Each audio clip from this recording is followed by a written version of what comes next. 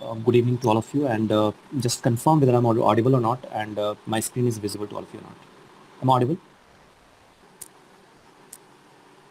Okay, fine. So this is what in the last class basically what I said कि आपके पास ये जो कुछ terms हैं that is what important, right? ठीक है. तो sovereign का मतलब हमने देखा था कि people have और just you see all these terms because इनसे questions बनते हैं, right? तो एक एक करके फटाफट देख लेते हैं जो जो important points हैं. सोवरेन का मतलब है कि people have supreme right to make decisions on internal as well as external matters, right. Directly नहीं, इनके रिप्रेजेंटेटिव से डिसीजन लेंगे, right, but that is what the meaning of sovereign, right. Socialist का मतलब क्या है, जो सेकंड स्टेटमेंट पढ़ो, government should regulate the ownership of land and industry to reduce socio economic inequalities, right. That's a different matter that India is not a truly socialist country, right? ठीक है. At least post LPG liberalization, privatization, and globalization, we are not, right. So wealth is generated socially and should be shared equally by what society. वो अलग बात है, हाँ government taxes लेती है, जो रिच लोगों से टैक्सेस लेती है और फिर पुअर को सर्विस देती है. So it's a kind of distribution of wealth, right. But you can not say that India is truly a socialist country, right. Okay. Secular मतलब कि हमारे देश का कोई रिलीजन नहीं है, राइट, ठीक है. एंड इंडिया में जो सेकुलरिज्म का कॉन्सेप्ट है that is what western secularism से डिफरेंट है, right. So our secularism is what you can say positive secularism. इसलिए जब तुम हिंदी में अगर प्रस्तावना पढ़ोगे, right, that is what preamble, there you will not find the word धर्मनिरपेक्ष, ठीक है ना. हिंदी में पढ़ना, there you will find the word पंथ निरपेक्ष, ठीक है ना. जबकि सेकुलरिज्म ऐसा लगता है तो Hindi translation of secularism is what धर्मनिरपेक्ष, धर्म निरपेक्ष. तो इसका मतलब क्या है कि देखो, government treats all religious beliefs and practices with what equal respect, right, ठीक है. सो और गवर्नमेंट सब्सिडीज भी देती है, जैसे हज सब्सिडी के बारे में सुना होगा, राइट. या फिर जो कुछ वगैरह जो फेमस मेला वगैरह होता है, राइट, उनके लिए भी गवर्नमेंट हेल्प करती है, right. So that means what here in India we have we have a positive secularism, you can say, and that is what different from the Western secularism or the definition of what Western secularism. Anyway, this will be sufficient कि हम citizens have complete freedom to follow any religion and there is no official religion of this particular nation, right. Democratic ये हमने देख रखा है already, इसमें कुछ ज़्यादा देखना नहीं है. इक्वालिटी समझ में आता है, राइट, ठीक है ना. All are equal before the law, sufficient. Fraternity वही भाईचारा, बंधुत्व, that no one should treat a fellow citizen as inferior. All of us should behave as if we are the members of the same family, right. Republic, this is important, right. Republic means what, the head of a state should be an elected person. जैसे India is a republic country, UK is not, because UK में क्या है, the head of a state is not a elected person, right. वहाँ की जो queen है basically what that position is basically you can say hereditary, right. So UK is not a republic country. UK Republic नहीं है, democracy है but it's not Republic, right, ठीक है. Because the head of state is what not elected, that is what hereditary position. Justice cannot be the discrimination on the basis of ground of caste, religion, gender, like that, right. Liberty, there are no unreasonable restriction. ये शायद मैंने बात की थी last class में. unreasonable restriction मतलब there may be some reasonable restriction. जैसे तुम अगर आर्टिकल 19 की बात करो, right to freedom of expression, right, ठीक है ना. आर्टिकल 19 क्लॉज 1 की मैं बात कर रहा हूँ, राइट, ठीक है. तो वहां पे भी क्या है, there are certain reasonable restriction. ऐसा नहीं कि आप कुछ बोलो और उसकी वजह से क्या हो जाए, रॉयट्स हो जाए, right. You can not do that. So that means reasonable restrictions are there, but there must not be any unreasonable restriction. Means what, कि ऐसा नहीं हो कि हम मतलब 2 बजे रात में जाएं और किसी को बोले कि नहीं मतलब मुझे तुमसे अभी बात करनी है, और लाइक दैट, मतलब कि एक्सप्रेशन जैसे 2 बजे रात में चिल्ला रहे हैं और बोल रहे हैं no this is my right to freedom of expression, right. Okay. So वहां पे रिस्ट्रिक्शन लगाया जा सकता है and that is quite reasonable, sorry that is reasonable, right. तो यहाँ पे अनरीजनेबल रिस्ट्रिक्शन की बात कर रहा है. अनरीजनेबल रिस्ट्रिक्शन नहीं होना चाहिए, ठीक है. In what is on the citizens in what way they think. ये सेक्शन इंपॉर्टेंट है, इस सेक्शन से क्वेश्चंस आ सकते हैं, इनफैक्ट आए हैं, तो एक बार देख लेना. चलो फटाफट अब क्वेश्चंस करते हैं. मोस्टली तो अभी हमें क्वेश्चंस ही करना है, राइट. अच्छा, एक चीज और, ये मैंने बताया था तुम्हें, 42nd amendment act 1976, 3 words add किए गए थे, राइट. SIS, राइट, ठीक है ना. That is what your secular, और क्या था एक वर्ड एस से, व्हाट वाज द वर्ड? एक तो सेकुलर वर्ड यूज हुआ था, and what was that the second word? किसी को याद है? Socialist, right. एंड एक वर्ड क्या था तुम्हारा? इंटीग्रिटी था, ठीक है। तो ये तीन वर्ड यू ऐड हुए थे by 42nd amendment, constitutional amendment act 1976, जिसको मिनी कॉन्स्टिट्यूशन भी कहा जाता है, राइट, ठीक है। So socialist, secular and unity of the nation को unity and integrity of the nation कह दिया गया, और ये ऑर्डर पता होना चाहिए। 42nd अमेंडमेंट एक्ट, इसको मिनी कॉन्स्टिट्यूशन भी कहा जाता है। This is also called as what? Mini constitution, right, okay. देख लेंगे। Now let's do this question. The preamble of Indian constitution is based on, फटाफट जल्दी जल्दी करो।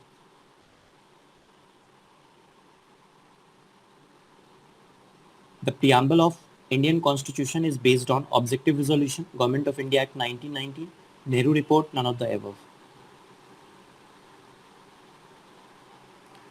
So the answer is what? Objective Resolution. Who gave Objective Resolution? It was given by Mr. Nehru, right? Given by Jawaharlal Nehru. ठीक है, तो नेहरू जी ने objective resolution दिया था 1946 में, right. Is it possible to amend preamble under the amending power in Article 368?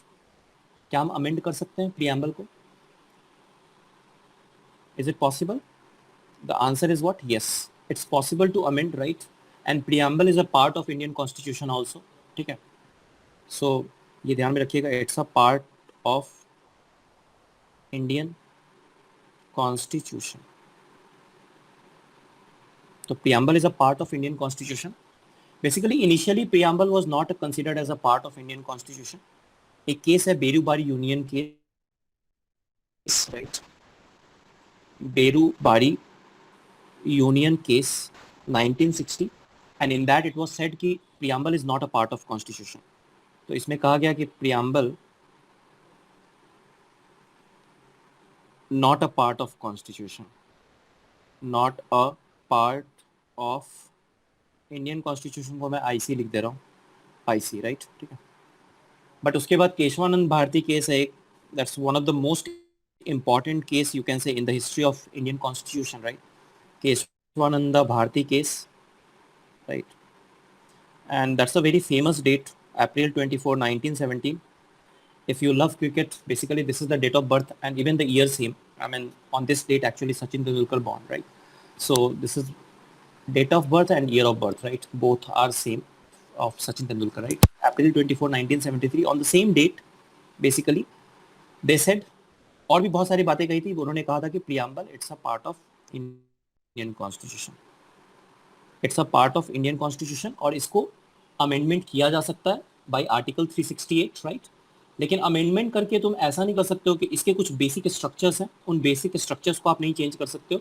That means you can not say कि preamble में आपने कह दिया कि India is like, let's take an example, Hindu rashtra, like that you can not do that, because secularism is what the basic fundamental feature of this particular country, right. So you can not change it. तो preamble में आप constitution में preamble में amendment कर सकते हो, but basic features को आप मेंटेन रखना है। सो ये ध्यान में रखना बस। चलो, ये हमने लास्ट क्लास में, according to doctor Ambedkar, which article is the heart and soul of Indian constitution? Article 14, 17, 21, 32.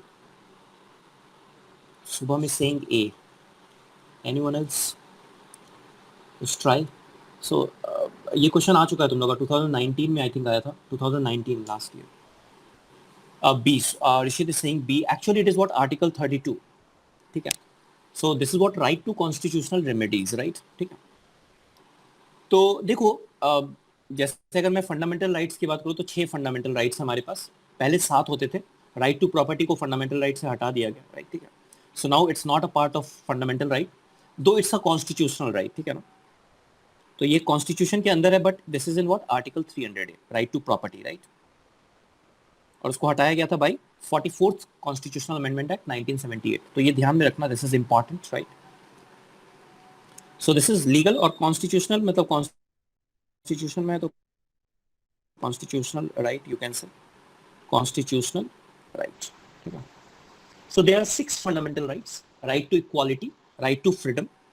अब देखो इसमें कई क्वेश्चंस बन सकते हैं इनफैक्ट। तो राइट टू इक्वालिटी अगर तुम देखो तो जो इसी में आर्टिकल 17 आ रहा है, तो abolition of untouchability is also a part of what, right to equality, right, एक तरह से बोल सकते हो abolition of untouchability, right? That is what your article 17, that is under right to equality. अगर तुम right to freedom of expression देखो तो right to freedom में ही आता है, article 19 clause 1, right to freedom of expression, right? इसमें कौन कौन से राइट आते हैं? तो right to freedom of expression हो गया, जो इंपॉर्टेंट है वही ध्यान में रखना है, सारा नहीं देखना है हमें। Right to freedom of expression हो गया, ठीक है। Next one is what you, right to life हो गया, राइट टू लाइफ, ठीक है।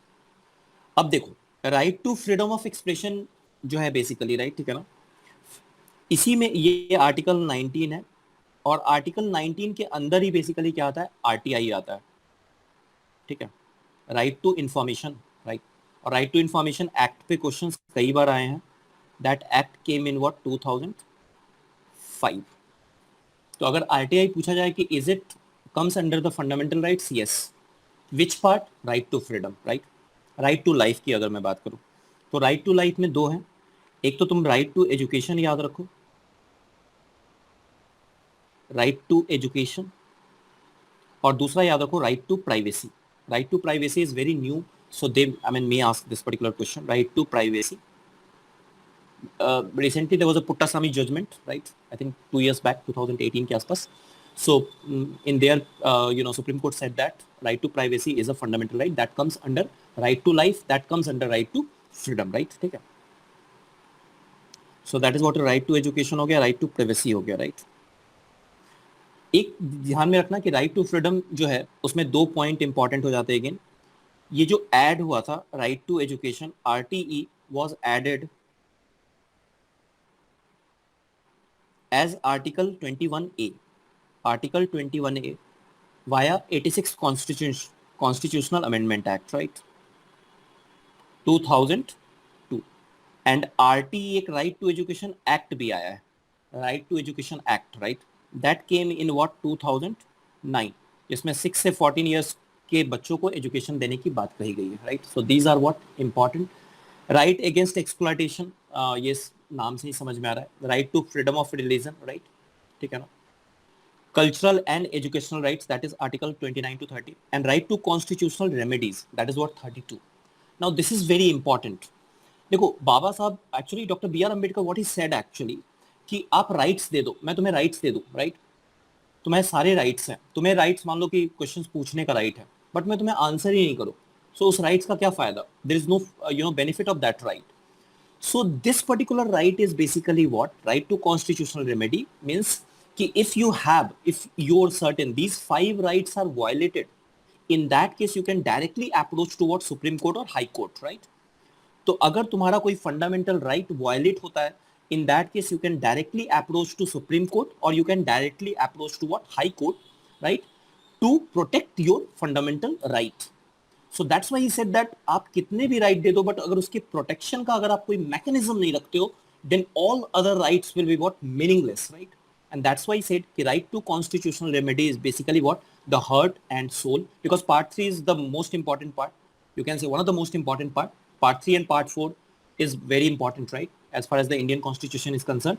And in that part 3 this right to constitutional remedy is very important, right? So this is what, कि अगर आपका फंडामेंटल राइट का अगर वायलेशन होता है, सो यू कैन अप्रोच, आप डायरेक्टली सुप्रीम कोर्ट भी जा सकते हो, राइट, अप्रोच सुप्रीम कोर्ट और हाई कोर्ट डायरेक्टली, राइट। तो this is a very important point. देखो ये जो क्वेश्चन करे ये चैप्टर नंबर 3 में भी है और चैप्टर नंबर 5 में भी है, राइट। सो चैप्टर नंबर 5 में कुछ है नहीं, 9th में, मोर और लेस हमारा आज 9th खत्म हो जाएगा, ठीक है। So we will enter probably in next class, we'll enter to class 10th. So these are the 6 rights. एक बार देख लेना इसको, ठीक है। चलो बताओ, name the fundamental right under which each of the following right falls. Again NCERT question है, कोई एक पकड़ के क्वेश्चन बना देंगे, तुमसे पूछ लेंगे।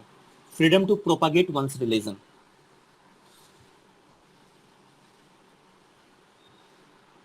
किसमें आएगा? राइट टू लाइफ किसमें आएगा? Abolition of right to freedom of religion, yes perfect, right to freedom of religion, right. Right to life किसमें आएगा?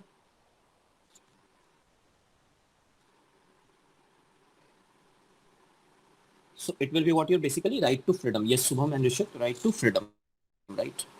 Abolition of untouchability. So it will come in what? Under right to equality. Yes, Subham. So it is what? Right to equality. And ban on bonded labor, right? So that is what? Right against exploitation. So this is what? Right against exploitation. So this is important. ध्यान में रखिएगा. Now, which of the following fundamental right? This is what the question of NTC says to question number 2017 का है. बताओ. Which of the following fundamental right includes the right to education? Very simple question. जल्दी जल्दी बता दो. Right to equality, right to freedom. C. Hardik C. अभी तो बताया राइट टू एजुकेशन कहाँ आ रहा था? Right to education was there where? Education पे मत जाओ, वर्ड डी, यस अभी तो बताया right to education is the part of right to life, article 21, right? 21A. And right to life is the part of what? Right to freedom. So careful रहना है थोड़ा यहाँ पे, ठीक है ना? So this is what? Right to freedom will be the answer. It will be not cultural and educational rights. And right to constitutional remedy meaning answer will be 2, right? Okay. Next. Which of the following statement best reflects the socialist feature of the preamble to the Constitution of India? बताओ. Socialist feature, income balance करना, यही सब कुछ. Very good. Anyone else? Yes, Kush Shubham is saying C. Yes, the correct answer is what? C. देखो. So this was the direct. इसलिए मैंने बोला वो जो 8 जो है sections उसको एक बार देख के चले जाना एग्जाम से पहले. Government should regulate the ownership of land and industry to reduce socio-economic inequalities. As it is छाप दिया इन्होंने, ठीक है ना? देखो अगर तुम कहाँ क्या वो देखो यहाँ पे, where is that? हाँ, just read this point. Government should regulate the ownership of land and industry to reduce socio-economic inequalities. ठीक है ना? नेक्स्ट टाइम सेकुलर से पूछ लेंगे या डेमोक्रेटिक, या फिर इनफैक्ट ये पूछ लेंगे कि head of the state is like elected person और like that, what is the meaning of republic, right? इस तरह से क्वेश्चन पूछ सकते हैं. या फिर लिबर्टी पे भी ये क्वेश्चन आ चुका है, शायद हमने किया भी था. There are no unreasonable restriction, right? So these are some important wordings जो आपको ध्यान में रखना है. ठीक है, चलो फटाफट आगे बढ़ते हैं. सो answer will be here 3, right? Next. A country has the ultimate rights, and these all are NTSC stage 2 questions, right? ठीक है. A country has the ultimate rights and power to make decision on internal and external matter. Also, it is not dictated by any external power on its decision relating to its relation with other country. Which feature is reflected in these statements? Answer is 3. Yes. Subham, Rishit, yes, perfect. Yes, Hardik, the answer will be what? Sovereignty. अभी हमने देखा था sovereignty का definition में, ठीक है ना? Yes, Kush. Excellent. चलो आगे बढ़ते हैं. According to Dr. again, this is what 2019. According to Dr. B.R. Ambedkar, which of the following is the heart and soul of our constitution? Again, very simple. Answer will be what you? A D, right? चलिए, good. Next. Which of these feature is not a guiding value of the Indian constitution? All are stage 2 questions. बताओ. Answer 2 हो जाएगा, right? The head of a state is a hereditary position, right? It's not hereditary, right? ठीक है ना? So elected है, right? हमारे head of a state, and that's why that's the definition of actually republic state, right? तो answer will be what? 2. बाकी सब सही ही होगा. No external power can dictate. Sovereignty आ गया.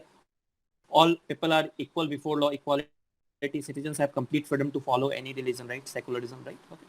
So this is what. Now next question. करो करो फटाफट करो, बहुत सारा क्वेश्चन है. Indian Constitution adopted many this is what false. Which among the following statement is false?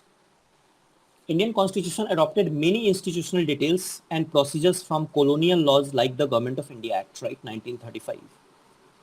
The Assembly adopted the Constitution on 26th of November 1949, but it came into effect on 26th January 1950. The Assembly was, yes, Chesta, very much excellent. Yes, yes, yes. Subham, Kush, Hardik. It was not the Assembly, yes. देखो, I have just made these questions to put the, just I have picked the statements. Some of the questions I have made. तो इससे क्या होगा, तुम्हारा 4 question हो गया, right? 4 in fact 5 हो गया. Came into effect on 26 January, adopted on 26 November, right? Most अगर मैं बोलूं कि इंडियन कॉन्स्टिट्यूशन को बोरोड कॉन्स्टिट्यूशन कहा जाता है, right? Though it's not true, right? इस पे काफी डिबेट्स हैं. Anyway, I am coming on this part की बहुत सारे पार्ट्स हैं. जैसे अगर तुम फंडामेंटल राइट की बात करो तो हमने यूएस कॉन्स्टिट्यूशन से लिया है. अगर तुम डीपीएसपी की बात करो, we have taken it from Ireland constitution. That's another matter, they have taken from Spanish constitution, right? ठीक है. So some people say that India is a what borrowed constitution. Indian constitution is borrowed constitution, right? In fact, अगर तुम देखोगे Indian constitution में government of India act 1935 का अच्छा खासा percentage है. मतलब अगर हमने कहीं से प्रोविजंस उठाए हैं A B C D E position से, तो सबसे ज्यादा जो लिया है हमने वो गवर्नमेंट ऑफ इंडिया एक्ट 35 से लिया है, राइट? तो ये भी क्वेश्चन अगर आ जाए तो answer government of India act 1935 होगा, ये ध्यान में रखना. तो assembly was dominated by INC. Anyway, it will be a very easy question अगर ये आता है तो. INC and Constituent Assembly that wrote the Indian Constitution had 299 members, right? तो this value is given in your NCERT, तो याद रखिए. और ऐसा नहीं था 299 मेंबर्स थे. जब कॉन्स्टिट्यूएंट असेंबली पहली बार बैठी थी 9 दिसंबर 1946 को, राइट? तो उस टाइम में मेंबर्स ज्यादा थे, बट जब पार्टीशन हो गया तो of course Indian constituent assembly India में रह गई और पाकिस्तान की पाकिस्तान चली गई, राइट? ठीक है ना? And most of the members of Indian constituent assembly were what elected, right? ठीक है ना? Most were elected, some of them were what the representatives of princely states also. Last class में हमने इसके बारे में शायद बात की थी, I'm sure. ठीक है, चलिए. Which of the following preamble does not invoke God? किस preamble में तुम्हें God नहीं मिलता है, God word? Subham is saying 4, Kush is saying 4, excellent, yes, Rishit is saying 4, answer is 4. ये ध्यान में रखना. Simple, preamble of Constitution of India and preamble of what? US. तुम्हें नहीं मिलेगा. वैसे भी देखो आंसर एनीवे, अगर मान लो कि स्टेज 2 में ये क्वेश्चन आता तो ये दोनों तो एलिमिनेट कर ही सकते थे, right? This elimination techniques works everywhere, right? मैं ये I keep on saying these statements, right? Sometimes you will find it boring, but this works, right?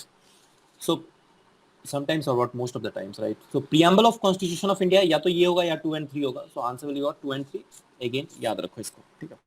Next, the most common form of democracy in our time is what? In the world, present world is what? Most common form of democracy. Direct democracy, representative democracy. Yes. South African preamble invokes God. There is a word you will find that in God. देखो मैं तुम्हें दिखा सकता हूँ, रुक जाओ. Where is, शायद अगर हो हमारे पास. किसी ने पूछा ये क्वेश्चन कि साउथ अफ्रीकन कहाँ गया, साउथ अफ्रीकन प्रीएम्बल. देखो ये शायद मैंने बताया भी था लास्ट क्लास में, आई थिंक, कि यहाँ पे देखो ये गॉड वर्ड है, राइट? The word. तो ये क्वेश्चन एक बन सकता है तुम्हारा, ठीक है? You will not find any such word in US और इंडियन प्रीएम्बल ऑफ यूएस और इंडियन कॉन्स्टिट्यूशन, ठीक है? Okay. The most common form of democracy is what? Representative democracy, indirect democracy, right? ठीक है ना? This is what your indirect. देखो direct democracy is not possible, at least not possible for a country like India. 137 crore people, right? So 137 crore people, you have to take some decision, then you call everyone, right? उनके चाय पानी की व्यवस्था करो, right? वो लोग मिलेंगे, बात करेंगे, फिर डिसीजन होगा. You see how much it will be difficult to take decisions, right? So that means what? India is a indirect democracy और most of the democracy. In fact अगर तुम वर्ल्ड में देखोगे तो hardly you will find any direct democracy. Switzerland में भी certain parts में direct democracy है, राइट? ठीक है ना? So this is what indirect democracy. मतलब ultimate power is in the hands of people, but who is taking the decision? The representative of the people. सही decision नहीं लेंगे तो 5 साल बाद लोग उनको देख लेंगे, ठीक है ना, इलेक्शन में, right? So this what representative democracy. Okay fine. Now we are moving to the chapter number 3. Chapter number 5 almost हमारा कवर हो चुका है. चैप्टर नंबर 3 4 देखते हैं हम लोग कितना कवर कर पाते हैं. 9th is done, right? जो भी बचेगा नेक्स्ट क्लास में कर लेंगे और we will enter in 10th. I will not take more than 4 lectures for polity, right? ठीक है ना? मुझे तुम्हें पॉलिटी का ज्ञान नहीं देना है यहाँ पे, बस इंपॉर्टेंट पॉइंट्स देख लो एग्जाम के पॉइंट ऑफ व्यू से. फीचर्स ऑफ डेमोक्रेसी, अगर फीचर्स ऑफ डेमोक्रेसी में देखोगे, so that will what a democracy must be based on what? Free and fair elections, right? Okay. So this election plays a very important role. You see many examples. If you see the example of Pakistan, right, they'll say that there is no democracy, right? There is no democracy because, you know, the election is not fair. Some people say, and it's a debate, you know, I don't have any opinion on this, right? And why should we bother about Pakistan, right? Fine. Until as it is not harming us, right? Or harming our interest, right? That's fine. So, वहाँ पे लोग कहते हैं कि इमरान खान जो present government है that is what not directly elected, मतलब वो जो इलेक्शन था दैट वाज व्हाट वो आर्मी ने रिग्ड किया था, ठीक है ना? रिगिंग एक टर्म आता है, रिग्ड, ठीक है ना? ये चैप्टर में भी लास्ट में है, देखेंगे उसको हम लोग. सो if the election is rigged, then your representatives are basically what? Coming through what? You can say that, you know, they are not coming through a fair way, right? And that means there is no democracy, right? जैसे India में भी ये अभी हुआ था बहुत, जब 2019 का 17 लोकसभा का इलेक्शन चल रहा था at that point of time, right, कि EVM is what that can be manipulated, right? तो काफी सारा ह्यू एंड क्राई हुआ था. So election plays a very important role. इसलिए देखोगे तुम, अगर इलेक्शन कमीशन ऑफ इंडिया अगर कुछ भी मतलब जो सर्विंग पार्टी होती है उनके फेवर में अगर कोई इलेक्शन मतलब कोई डिसीजन लेती है तो खूब बवाल मचता है. मतलब हिंदू, इंडियन एक्सप्रेस, जो भी मेजर न्यूज़पेपर्स हैं, you will find the headings कि ऐसे ऐसे मतलब election commission of India is favouring such and such party who is in power, like that, right? So that's a threat to democracy because election plays a very important role. Election ही अगर rigged हो गया तो अगली बार कैसे हटा पाओगे अगर present government is not working good, right? So election is very sensitive. That's why this free and fair election, all this 4 points are important. इन चारों पॉइंट्स को लेके एक क्वेश्चन बनाया जा सकता है फीचर ऑफ डेमोक्रेसी पे, राइट? तो एक बार इसको पढ़ लेना, इट्स वेरी सिंपल, वैसे हमने देख लिया था लास्ट क्लास में. नाउ, हु स्टार्टेड न्याय Yudh movement in Haryana, right? थोड़ा बहुत तो गैस भी कर सकते हो, तो कब का भी लगा सकते हो, राइट? ऐसे मैंने ऑप्शंस चुन के दिया है, लेकिन आंसर इज 1, ये शुभम. ठीक है, देखो इसमें कुछ नहीं है, चौधरी देवीलाल. अगर तुम थर्ड चैप्टर खोलोगे तो थर्ड चैप्टर में एक दो जो शुरू के पेज है उसमें से अगर एक क्वेश्चन बन सकता है तुम्हारे एनटीएससी में स्टेज 2 में, तो ये एक क्वेश्चन बन सकता है, दैट्स इट, नहीं और कुछ नहीं होगा. तो चौधरी देवीलाल न्याय युद्ध मूवमेंट उन्होंने चलाया था, राइट? ठीक है ना?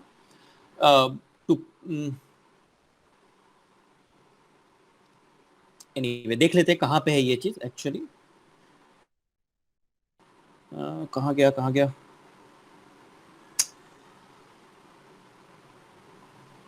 ओके,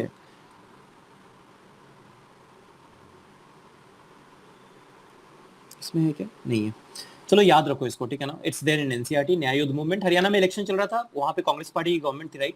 और देवीलाल जी इलेक्शन लड़ रहे थे against the Congress party, right? और उन्होंने काफ़ी सारे प्रोमिस किए थे, राइट? ठीक है ना? इस तरह का प्रोमिस कि हम आपके लोन माफ़ कर देंगे, राइट? ठीक है ना? किसानों के लोन माफ़ कर देंगे, और वो जीत भी गए थे, but ultimately after 4 years he lost the election again.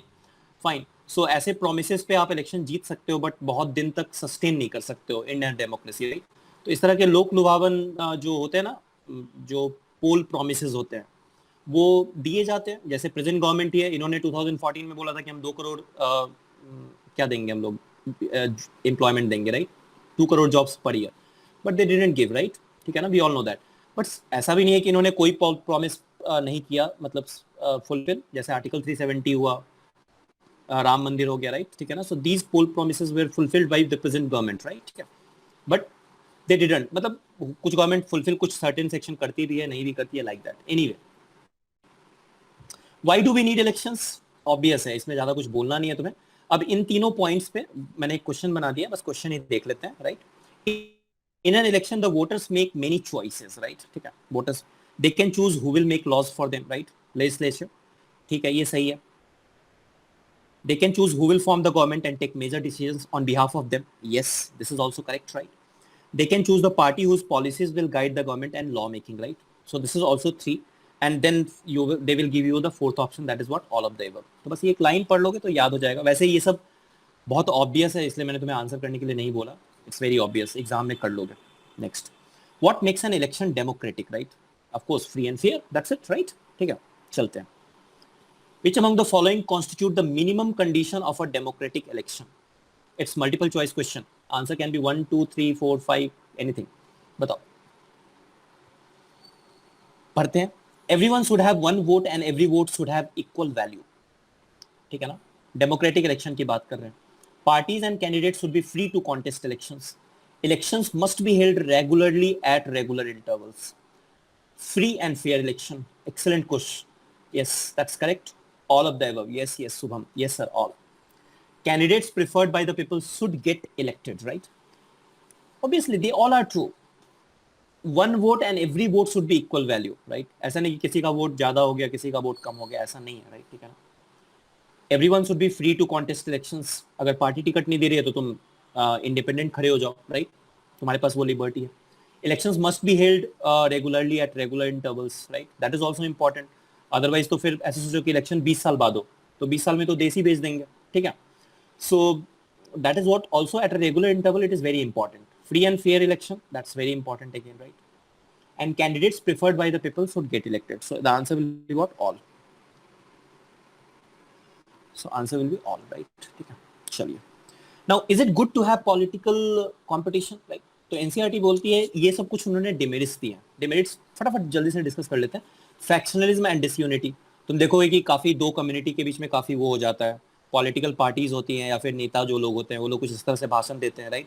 कि दो कम्युनिटी के बीच में जो एक तरह से वैमनस्य है और जो द्वेष है, मतलब जो भी कह लो, उनके बीच जो हेट्रेड है, दैट व्हाट इंक्रीजेस, राइट? ठीक है. Absence of sensible long-term policies, that is important. Yes, that is also a demerit, right? Because after every 5 years you have to go and you have to get the approval from the people to rule this country, right? तो अगर मान लो and the way the things are changing, right? आज की date में तुम देखो, अभी present जैसे देख लो कि मशीन लर्निंग हो गया, artificial intelligence, technology is evolving, right? Very fast. Just imagine 5 साल पहले क्या सिचुएशन थी और आज सिचुएशन क्या है, या यही देख लो लॉकडाउन से पहले क्या था और लॉकडाउन के बाद क्या, राइट? ठीक है ना? So things are changing very fast because technology is evolving very fast. So that means what, जो कानून बना रहे हैं उनको भी तो फास्टली इवॉल्व करना पड़ेगा, राइट? और उनको वैसी पॉलिसीज बनानी पड़ेगी जो लॉन्ग टर्म पॉलिसीज हो, राइट? ठीक है ना? तो लॉन्ग टर्म पॉलिसीज बनाने के लिए क्या है, उसके अपने ड्रॉबैक्स होंगे, फॉर श्योर होंगे नियर टर्म में. लेकिन प्रॉब्लम यह है कि तुमको नियर टर्म में इलेक्शन है. तो अगर नियर टर्म में इलेक्शन है तो तुमको अगर फॉल होंगे, तो जनता इतनी समझदार तो है नहीं, उनको तो ये नहीं दिखता है कि ये long term policy it is good for the country. They will what, तुमको वोट ही नहीं करेंगे and you will lose the election, right?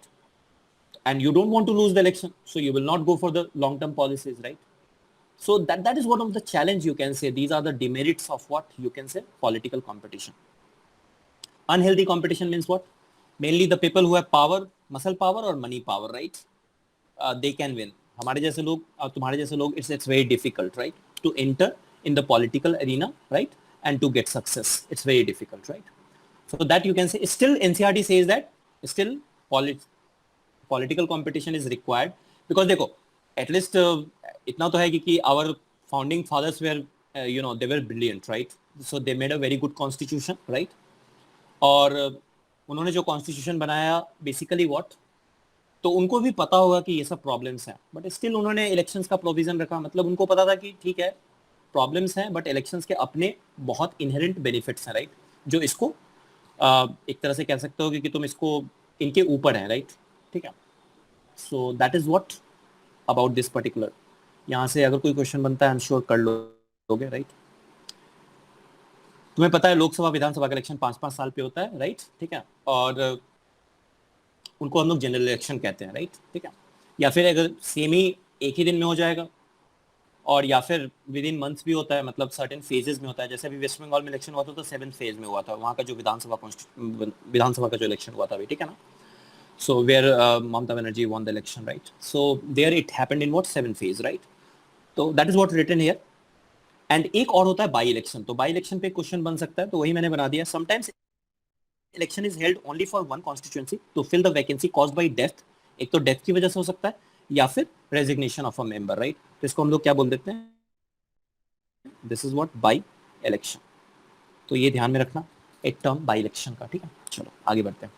Next, which part of the Indian constitution related to elections, question आ सकता है. What is that, बताओ, कोशिश करो.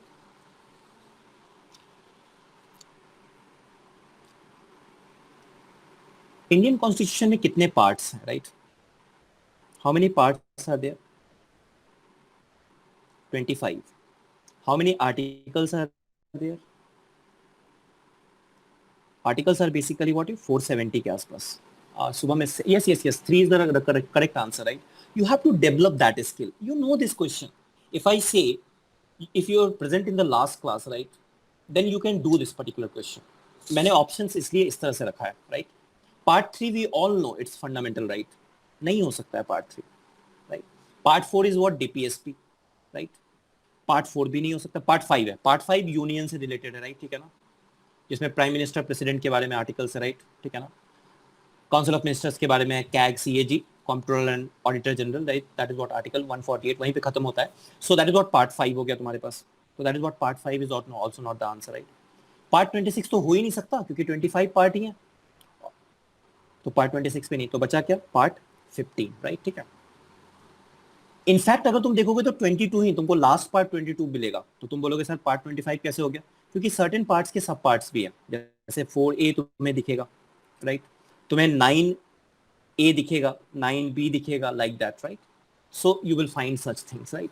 So parts are what 25, article 470 and schedule, ये भी ध्यान में रखो, इस पे क्वेश्चंस बन सकते हैं, right. Schedule is what basically, that is what 12 schedule. उसमें से कुछ शेड्यूल इंपॉर्टेंट है। तुम्हारे एग्जामिनेशन के पॉइंट ऑफ व्यू से मुझे एक शेड्यूल बहुत इंपॉर्टेंट लगता है, शेड्यूल 10, राइट, जो एंटी डिफेक्शन लॉ से रिलेटेड है, एंटी डिफेक्शन लॉ, ठीक है ना। मतलब कि तुम जब पार्टी मतलब बीजेपी से लड़े कांग्रेस में चले गए या कांग्रेस से लड़े बीजेपी में चले गए, राइट, दैट्स नॉट पॉसिबल। मतलब दे आर सर्टेन लिमिटेशंस, वो लिमिटेशंस तुम्हें जानने की जरूरत नहीं है कि किस केस में ये पॉसिबल है, किस केस में नहीं है, राइट, ठीक है। Anyway, so this is what your anti defection law, that is schedule 10, और वो तुम्हारा क्या है, that added by 52nd constitutional amendment act 1985, right, ठीक है। तो दिस इज वेरी इंपॉर्टेंट। बाकी शेड्यूल 8 में याद रखो, 8 में लैंग्वेज है, languages, right। How many languages? 12, sorry 22, sorry 22 languages हैं। Initially 14 थे, 22 है, बाद में 8 ऐड हुए हैं, राइट, ठीक है। So this was schedule 8, right। अच्छा, schedule 8 में इंग्लिश है या नहीं, yes or no।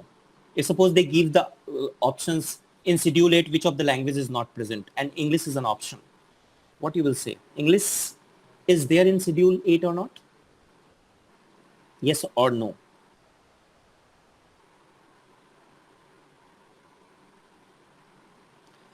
English is not there in schedule 8, ध्यान में रखिएगा, ठीक है ना। शेड्यूल 8 में इंग्लिश नहीं है।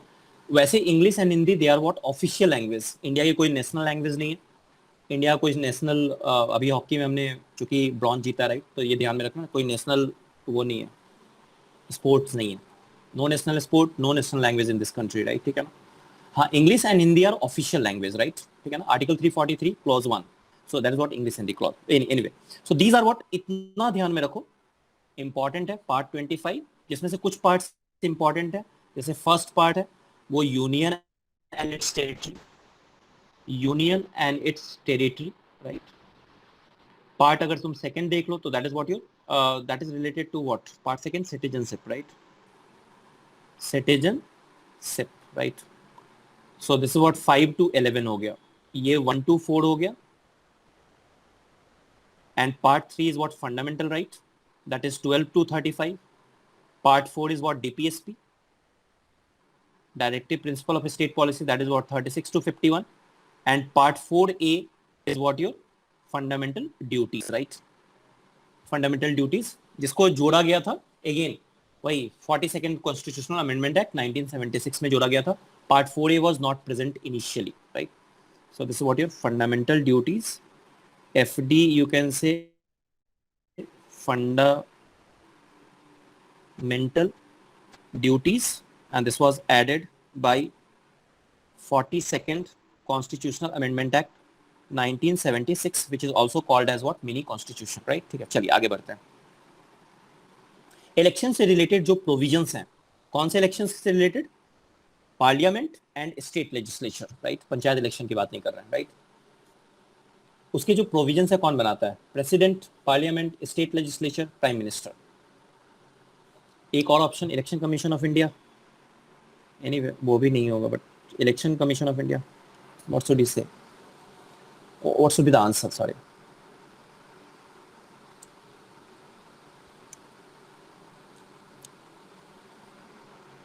वन प्रेसिडेंट, देखो प्रेसिडेंट एक बात ध्यान में रखना, प्रेसिडेंट के पास इंडिया में नॉमिनल पावर्स है, राइट, ठीक है ना, प्रेसिडेंट बस साइन करते हैं, he is what nominal head, right. State legislature, Shubham you think state legislature मतलब ये कौन से इलेक्शन की बात करिए, पार्लियामेंट इलेक्शन की, राइट। अब पार्लियामेंट इलेक्शन के बारे में अगर महाराष्ट्र स्टेट की या फिर यूपी के स्टेट लेजिस्लेचर अगर लॉ बनाने लगे, don't you think it will be a problem, right ना, it will be a problem, right बच्चा। सो स्टेट लेजिस्लेचर तो नहीं होना चाहिए, राइट, बिकॉज यहाँ पे पार्लियामेंट वाला भी इलेक्शन है, राइट। प्रेसिडेंट नॉमिनल हेड है, प्रेसिडेंट साइन करने का है, बस साइन करेंगे तो लॉ बन जाएगा, मतलब एक्ट वहां से फिर चालू हो जाएगा, एज अ लॉ वर्क करेगा। Prime minister no, it is parliament actually, see parliament, right. तो पार्लियामेंट ही क्या बनाता है, याद रखिएगा, it's very important. Parliament and state legislature से रिलेटेड जो लॉज हैं, राइट, वो पार्लियामेंट ही बनाता है। इनसे जो इनके जो इलेक्शंस वाले हैं, ठीक है, मतलब जनरल इलेक्शन की बात कर लो या फिर स्टेट का जो इलेक्शन होता है, स्टेट लेजिस्लेटिव असेंबली का जो इलेक्शन होता है, राइट, ठीक है।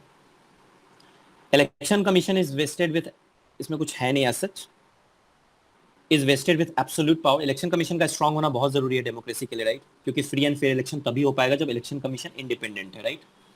And that's why election commission जो चीफ इलेक्शन कमिश्नर होते हैं उनका अपॉइंटमेंट तो प्रेसिडेंट करते हैं, but after appointment he is not, you know, responsible towards the president, I mean to president, right, he is not, he is independent, right, और उनको हटाना भी बहुत डिफिकल्ट है।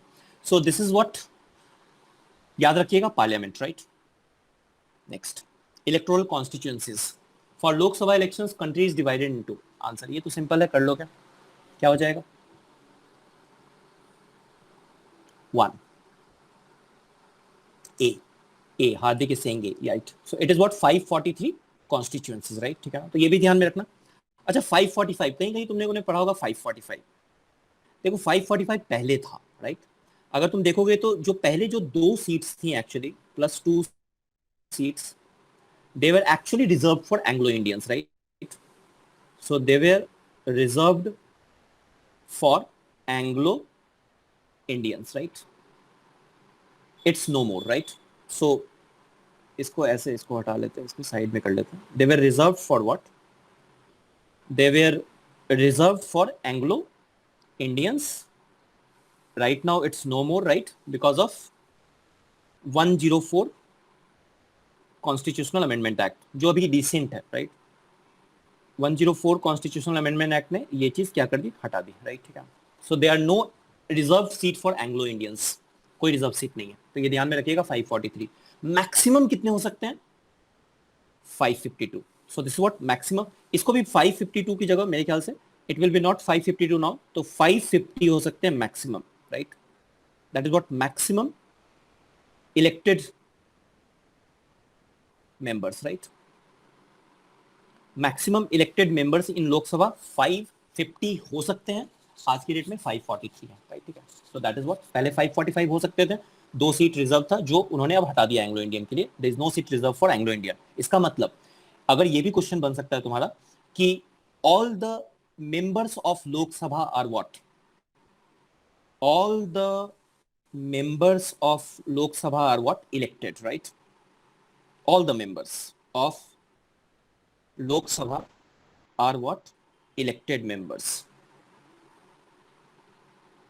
So yes, that will be a right statement, ठीक है ना। 104th constitutional amendment act के पहले ये सही नहीं होता, ठीक है ना, क्योंकि वहां पे 2 सीट क्या थी, प्रेसिडेंट नॉमिनेट करते थे एंग्लो इंडियन को, राइट, ठीक है। Anyway, so this is what written है, इसमें कुछ ज्यादा है नहीं। और लोकसभा में मैक्सिमम कितने हो सकते हैं, 550 इलेक्टेड मेंबर्स हो सकते हैं, आज की डेट में 543 है, कोई नॉमिनेटेड मेंबर नहीं है। व्हाट अबाउट राज्यसभा, राज्यसभा में मैक्सिमम कितने हो सकते हैं, 250 हो सकते हैं, मैक्सिमम 250 हो सकते हैं, this is what maximum possible. आज की डेट में कितने हैं, 245 है, उसमें से 245 में से 233 तुम्हारे पास क्या है, दे आर व्हाट, इलेक्टेड, ठीक है ना, और बाकी के जो 12 हैं that is what nominated by president, right. So they are what nominated by president, right, nominated by president, ये ध्यान में रखिएगा, नॉमिनेटेड बाय प्रेसिडेंट, जैसे सचिन तेंदुलकर हो गए, जैसे जावेद अख्तर साहब हो गए, राइट, ठीक है ना, तो ये लोग राज्यसभा मेंबर थे, दे वर नॉमिनेटेड बाय प्रेसिडेंट, उन्होंने कोई मतलब वो इलेक्टेड नहीं थे, right. So that is what, that's it, काफी इतना। Now this diagram is important, इससे अब क्या तुम्हें लेके जाना है, क्योंकि क्वेश्चन आया last to last year, right, एक क्वेश्चन या लास्ट ईयर या last to last year, right. देखो अब अगर यूपी वाला एग्जाम दे रहे होते तो मैं यूपी के बारे में डिस्कस करता, बट एटलीस्ट याद रखो कि कहाँ पे मैक्सिमम लोकसभा सीट्स हैं, राइट, इतना ध्यान में रखो। तो थैंकफुली मैक्सिमम लोकसभा सीट वही है जहाँ पे तुम अभी बैठे हुए हो, right. So that is in what, UP. Numbers मेरे ख्याल से नहीं पूछेंगे, 80, राइट।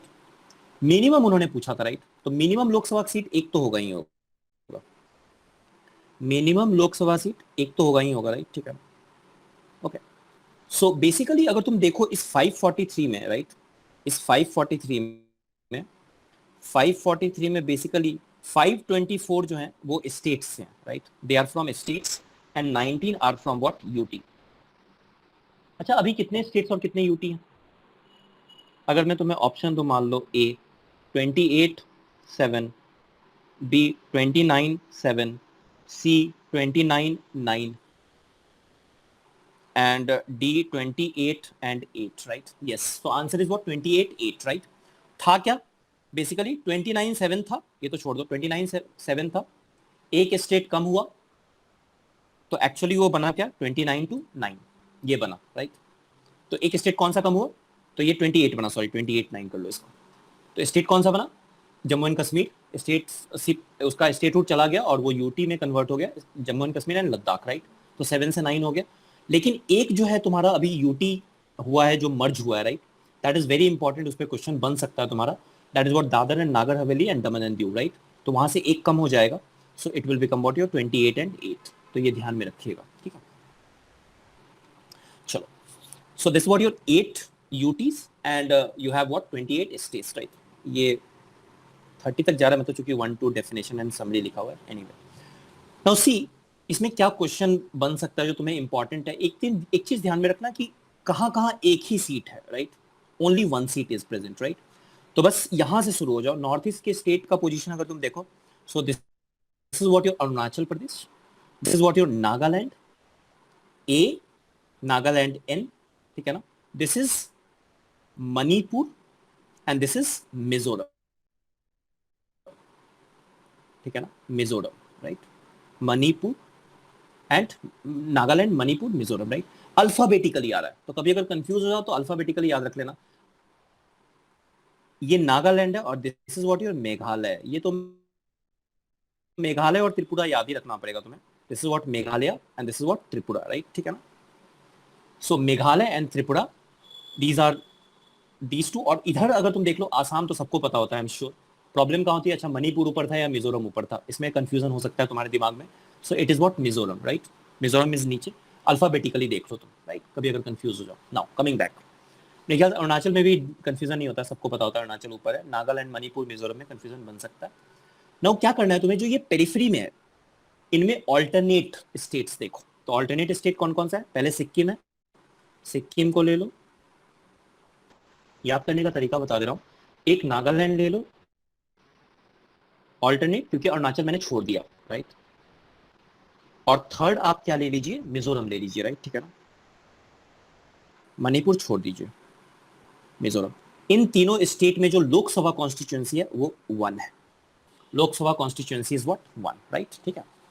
तो कौन कौन सा है देखो यहाँ पे, मिजोरम, नागालैंड एंड सिक्किम। बाकी सारे स्टेट में एटलीस्ट 2 तो होंगी होंगी, राइट। जैसे गोवा में I think it is what 2, right, Goa is what 2, ठीक है ना। यूपी के बाद महाराष्ट्र है, that is what 48, then West Bengal it is what 42। लेकिन मुझे लगता है इतना पूछेंगे, बस ये ध्यान में रखो क्योंकि पास्ट ईयर में पूछ चुके हैं, ठीक है। अब अगर यूटीज की बात करो तो चलो यूटीज को छोड़ो, यूटीज पे तो आएंगे। दिमाग लगा के बताओ ये क्वेश्चन, दिस इज अगेन 2018 और 19 का है, राइट। बताओ तो आंसर क्या होना चाहिए, सोच के बताओ, right. Just use your brain, right, simple elimination technique, and देखो कर पाते हो कि नहीं।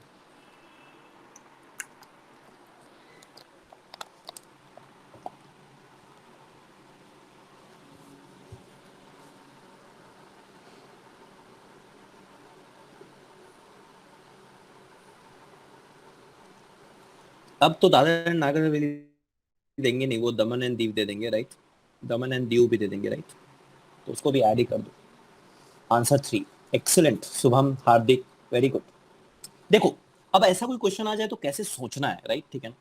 अरुणाचल नहीं हो सकता है, स्टेट का तो हमें आइडिया है, सिक्किम से चलेंगे, सिक्किम चलेंगे, अरुणाचल छोड़ेंगे, नागालैंड, मणिपुर छोड़ेंगे, मिजोरम पकड़ लेंगे, राइट, ठीक है ना। So that means what we know, Manipur और मिजोरम में भी अल्फाबेटिकली MAMI, राइट, ठीक है ना। रीजनिंग वगैरह में ये सब किया होगा तुम लोगों ने। सो दिस इज व्हाट, तो अरुणाचल तो नहीं हो सकता है, मेघालय भी नहीं हो सकता है, गोवा तो नहीं हो सकता है, तो ये दोनों तो तुमने हटा दिया, बचा क्या third and fourth option, right. अब अगर Dadra and Nagar Haveli and Daman and Diu पहले डिफरेंट यूटीज थे तो एटलीस्ट एक रिप्रेजेंटेशन तो उनको मिला ही होगा, राइट। तो दैट मीन्स जब वो कंबाइंड हुए तो मिनिमम 2 तो होगा उनके पास, so that is what your 2। Puducherry is basically what your Puducherry, और मणिपुर हो गया, anyway Manipur is coming, right. तो मणिपुर तो है नहीं, तो ये भी चला गया, डायरेक्टली तुम एलिमिनेट कर सकते थे, राइट, ठीक है ना। तो answer will be what your Chandigarh, Sikkim and Mizoram. वैसे पुदुचेरी का आई थिंक इट इज 1, एक बार चेक कर लेते हैं, Puducherry is what 1, right. So yes, Puducherry is 1। Okay, reserve constituencies, right, करो। Which of the following statement is incorrect. अच्छा एक बात बताओ मुझे, लोकसभा एंड राज्यसभा, लोकसभा राज्यसभा या फिर स्टेट लेजिस्लेटिव असेंबली और state legislative council, right, SLC, इनमें क्या वुमेन के लिए रिजर्वेशन है? वुमेन रिजर्वेशन लोकसभा में है? Is there any women reservation in Lok Sabha? No sir. No, no it's not, there is no women reservation. तो वुमेन रिजर्वेशन कहां पे इन्होंने दिया? So that's the hypocrisy of Indian politics, right? You can say. So they gave it what in rural and urban local bodies, right? Okay. So 1/3 of the seats are reserved in urban and rural local bodies. Minimum 1/3 तो reserve होना चाहिए, इससे ज्यादा भी हो सकता है, इससे कम नहीं होगा, right? So this is what minimum 1/3 of seats are reserved in rural and urban local bodies for women candidates. This is correct. ठीक है ना। तो ये इनकरेक्ट पूछ रहा है, तो आंसर क्या हो जाएगा तुम्हारा? In rural and urban local bodies seats are reserve for SC ST OBC, women भी होना चाहिए, राइट, ठीक है ना। तो ये गलत है, मतलब this will be your answer. तो यहां से अब देखो 3-4 क्वेश्चंस हमने एक ही क्वेश्चन के से कर लिया। In Lok Sabha 84 seats are reserve for SC and 47, मतलब टोटल तुम्हारे 131 सीट्स आर रिजर्व्ड है, ठीक है ना, SC एंड ST के लिए। There is no reservation for OBC in Lok Sabha और स्टेट लेजिस्लेटिव असेंबली, राइट, ठीक है ना। तो स्टेट में भी there is no reservation, right. Rajya Sabha में 42 seats are reserve for SC and 23 seats are reserve for what ST। तो लोकसभा राज्यसभा में रिजर्वेशन SC ST के लिए है। 3 टियर जो गवर्नमेंट है तुम्हारा, राइट, 3 टियर गवर्नमेंट में the reservation is for OBC also and women also. तो ये ध्यान में रखिएगा, दिस इज इंपॉर्टेंट, राइट, ठीक है। सो answer will B 3 year. Okay, now this voter list, voter list जरूरी है अपडेट करते रहना, क्योंकि हो सकता है अगले साल कोई 18 ईयर्स का हो जाए तो वो वोट डालने के लायक है, राइट, ठीक है ना। And 61st constitutional amendment act 1988 और 89 से ये मैंने करवा रखा है, this is also important, 61st constitutional amendment act, right. So 21 year से 18 ईयर हो गया था, और कुछ लोग की डेथ भी हो गई होगी unfortunately, right. So in that case you have to remove their name also in what voter list, right, their name from the voter list, right. Answer देखते हैं क्या करते हो, what should be the answer. All भी बोल सकते हो अगर मन करे तो।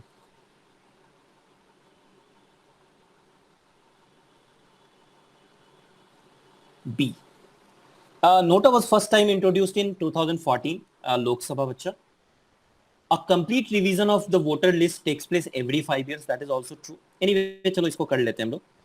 ये तो पंचायत इलेक्शन को इलेक्शन कमीशन ऑफ इंडिया नहीं करती है, ठीक है ना। तो ये 4 बहुत इंपॉर्टेंट इन्फॉर्मेशन है, ध्यान में रखो। पहला क्या, नीचे से ही चलते हैं। Complete revision, this is I have taken from NCERT, direct NCERT statement है, क्वेश्चन आ सकता है इससे, ठीक है ना। सेकेंड, जो पंचायत लेवल की इलेक्शन होती है, state legislative assembly and central का जो इलेक्शन है, राइट, मतलब जो लोकसभा का इलेक्शन है, right, they are basically what conducted by election commission of India. But जो पंचायत का इलेक्शन है वो स्टेट इलेक्शन कमीशन कंडक्ट करती है। So this is also important, तो this is also true, right. In Lok Sabha, nota was first time, none of the above was first time introduced in 2014. That is what 16th Lok Sabha. ये भी पूछा जा सकता है कि present Lok Sabha is what? That is what 17th Lok Sabha, ठीक है ना। तो ये ध्यान में रखना, this is what 17th लोक सभा, राइट, ठीक है। सो 17th लोक सभा भी चल रहा है, राइट। एंड तो in Lok Sabha election NOTA was first time. अच्छा, अगर मान लो कि मैं कहूं कि अगर 99 लोगों ने नोटा दे दिया, नन ऑफ द एबव बच्चा, none of the above, right? Okay, so this is what none of the, मतलब कि नोटा एक्चुअली इंट्रोड्यूस क्यों किया गया था? इट एक्चुअली, अगर मान लो तुम्हें कोई भी पसंद नहीं है, राइट, बट सम पीपल से इट्स टूथलेस, राइट, बिकॉज उसका रीजन क्या है? मान लो अगर मैं सपोज खड़ा होता हूँ, मान लो हमारी एक कॉन्स्टिट्यूएंसी है, राइट, ठीक है, जिसमें तुम लोग वोटर्स हो और मैं खड़ा होता हूँ, ठीक है ना, और इसमें जो भी लोग हैं, भी 8 लोग हैं हम लोग, तो एक वीडियो इन्फिनिटी, एक हम, चलो वीडियो इन्फिनिटी को भी इंक्लूड कर लेते, राइट, तो मैं खड़ा हुआ, राइट, और मेरे साथ कुछ खड़ा हुआ, ठीक है ना, तो कुछ खड़ा हुआ, अब शुभम, निशित, चेष्टा, हार्दिक, कुछ क्लासमेट है, इसको वोट करेंगे, ठीक है ना, सर को साइड करो, ठीक है, मान लो नहीं, या फिर चलो चेष्टा ने और शुभम ने इसको कुछ को वोट किया, और वीडियो इन्फिनिटी अगेन अभिषेक को वोट किया, और बाकी हार्दिक, ऋषित वगैरह किसी को वोट नहीं किया, ठीक है ना, तो बाकी जो लोग प्रेजेंट है, मान लो कितने हो गए, 3 लोग प्रेजेंट है, राइट, तो उन्होंने नोटा दबा दिया, उन्होंने बोला कि both are not eligible, right, हमें नहीं लगता है कि ये लोग सही करेंगे काम। इसका मतलब स्टिल हु विल विन? कुछ विल विन द इलेक्शन। तो किसी भी केस में नोटा इज व्हाट, लाइक कि अगर 99% लोग भी अगर नोटा दबा देते हैं, राइट, तो 1% के बेस पे ही इलेक्शन का रिजल्ट आएगा, और first past the post system है हमारे यहाँ, जिसको ज्यादा वोट आया वो जीत गया election, right, so that is the case. So that is one of the drawback, I mean you can से, कि इसलिए लोग कहते हैं कि एक एटलीस्ट सर्टेन अगर वोट परसेंटेज आ जाए नोटा का, तो आप फिर से री इलेक्शन करवा दो, इस तरह की बातें, मतलब रिफॉर्म करने की बात करते हैं। Anyway, so that is what NOTA. The first is what wrong, वैसे ये दिखता है, but this question can come in your exam, right? Electors photo identity card EPIC is compulsory for voting. No, it is not compulsory, right? अगर गलती से मान लो भूल गए, या फिर वॉलेट में एपिक की जगह तुम्हारे पास अगर मान लो कि आधार कार्ड आ गया, तो जाके वोट कर सकते हो, कोई दिक्कत नहीं है, राइट? तो you can use Aadhaar card also, can use Aadhaar card, right, can use your driving licence also, right? मतलब सिंपल ये याद रखना है कि EPIC is not mandatory, right? अब अगर इलेक्शन मतलब वोट डालना है तो, ठीक है, so can use Aadhaar card, right? So this is what the first is what your incorrect, rest all 3 are what correct statement, right? चलिए आगे बढ़ते हैं। Educational qualification, there is no educational qualification, right, ठीक है ना? एंड आर्ग्यूमेंट पे तो question बनेगा नहीं, इस पे अब छोड़ते हैं डिस्कशन, फालतू का है, right? Epic was introduced, I think,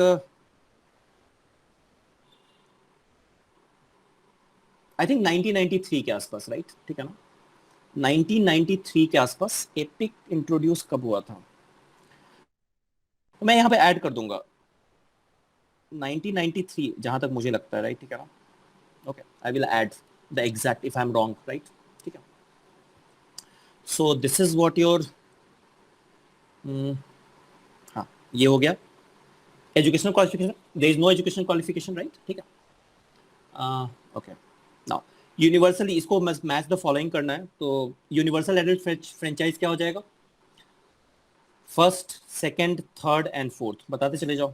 universal adult franchise 1 2 3 4, it will B 2, right, ठीक है, चलो good, answer will B 2, right, yes. Representation of weaker sections,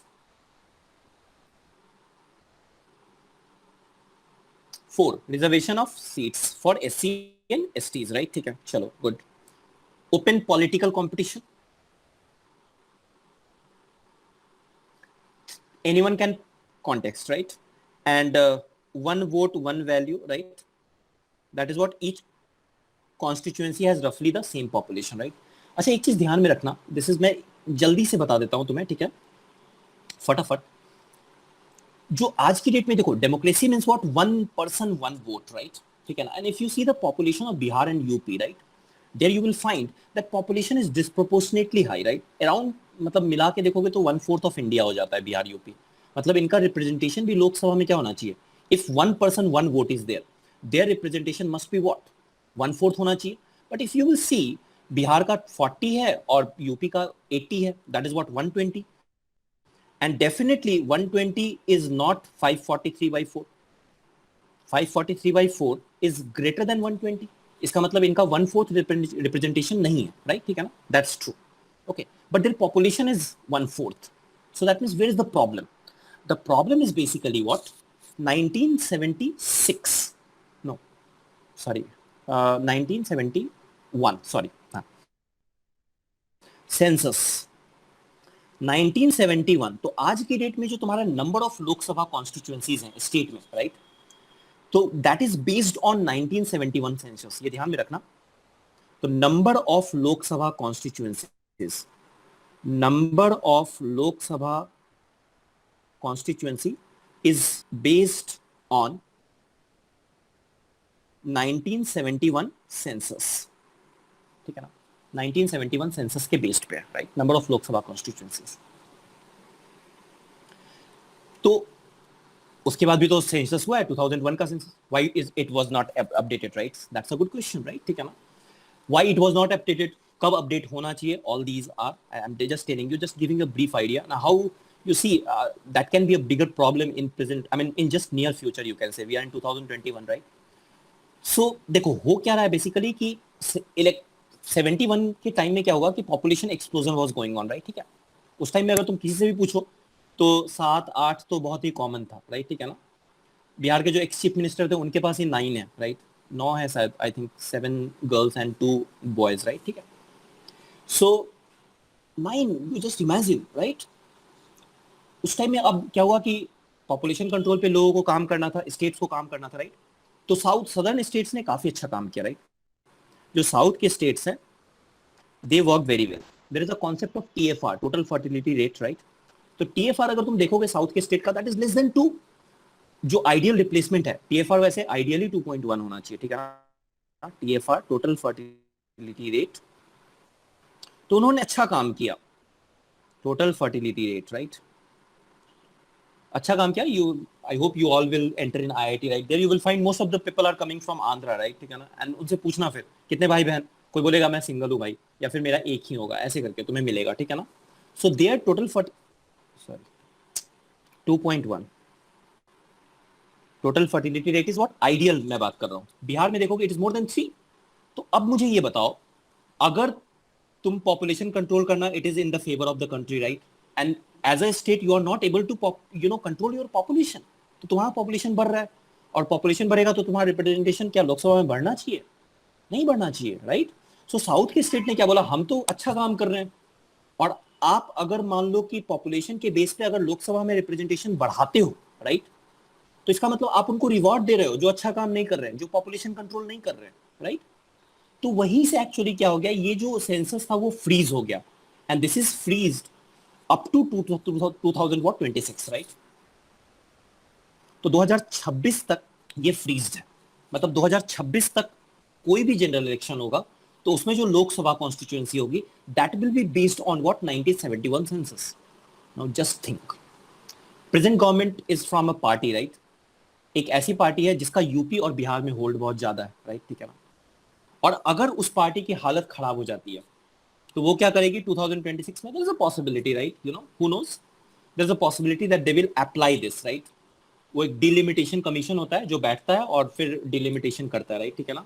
and even delimitation commission का जो वर्डिक्ट होता है, you can not challenge that in supreme court also, मतलब जो उन्होंने कह दिया बस, ठीक है। Now you see what will happen, the southern state will what, will have a much apprehension कि हमने इतना अच्छा काम किया और हमारा रिप्रेजेंटेशन तो और कम हो गया, right. So you will find most of the time that southern states will say कि हमारा रिप्रेजेंटेशन उतना नहीं है, राइट, और हमने काम अच्छा किया। So that was the whole reason why we freezed that census at 1971 census. कुछ इज इट क्लियर, समझ में आया, या फिर do have to explain a little more, is it clear? Okay fine, so this is what the case, and 2026 के बाद change होना है, बट फाइन, तुम्हें एनटीएससी नेक्स्ट ईयर देना है, उसके बाद तुम्हें पॉलिटी से कोई मतलब नेक्स्ट ईयर या इस साल एंड में, एनीवे शायद पॉलिटी से तुम्हारा नाता ना हो अनटिल तुम फिर से सिविल सर्विसेज के लिए आओ आईएएस बनने के लिए। यूपी और बिहार में वैसे भी आईएएस आईपीएस का बहुत क्रेज है, ठीक है। It's a good job, no doubt about that, if you want to live in this country it's a good job. So in order to be a candidate the minimum age is years while it is only this much year for being a voter, right? क्या answer है?